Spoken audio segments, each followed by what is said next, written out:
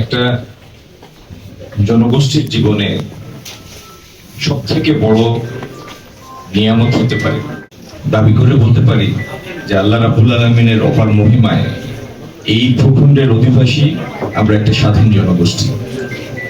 আর বেগম খালেদা জিয়াকে এই দেশের মানুষ ভালোবেসে দেশ নেত্রী উপহার দিয়েছে, কারণ তিনি এই দেশের স্বাধীনতা এবং সার্বভৌমত্ব রক্ষায় তার চরম এবং পরম আত্মত্যাগ করেছেন।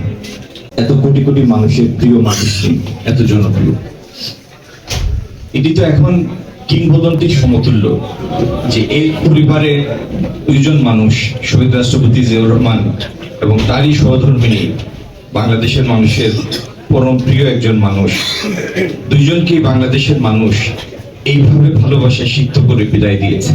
এটি পৃথিবীর ইতিহাসের আমার মনে হয় না এরকম দ্বিতীয় কোনো নজির পাওয়া যাবে।